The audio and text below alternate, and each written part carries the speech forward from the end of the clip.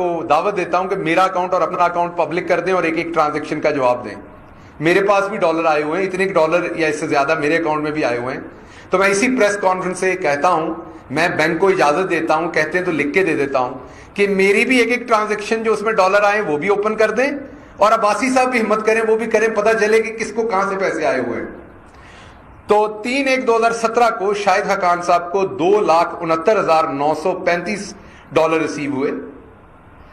اس کے بعد 30/1/2017 کو 8,935 ریسیو ہوئے.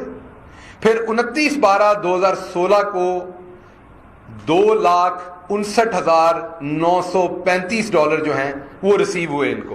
یہ 3 ٹرانزیکشن ہیں جن کی ساری ڈیٹیل میں پریس کانفرنس کے بعد آپ کے ہینڈ اوور کر دوں گا.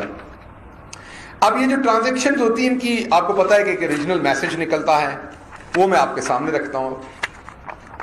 یہ ہے جی ٹرانزیکشن نمبر 1. یہ اوریجنل میں آپ کو ٹرانزیکشن کی جو بینک میں ڈاکومنٹ ہے وہ دے رہا ہوں. اس میں بڑا کلیئر لکھا ہوا ہے کہ یہ کنسلٹنسی فی ہے.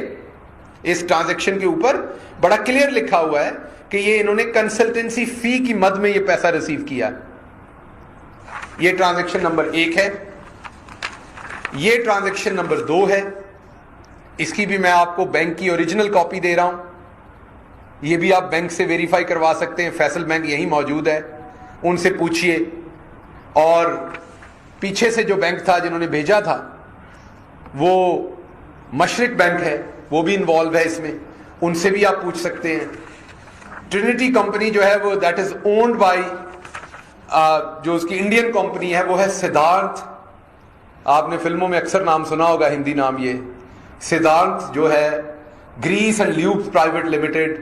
یہ ان کی ہندوستانی کمپنی ہے جس کی یہ سبسڈری ہے, یا جس کے اصل مالک اس کمپنی کے ٹرینٹی کے پیچھے سدھارتھ جو گریس اینڈ لیوبس والے ہیں وہ ہیں. اور یہ تیسری میں آپ کے سامنے رسید رکھ رہا ہوں.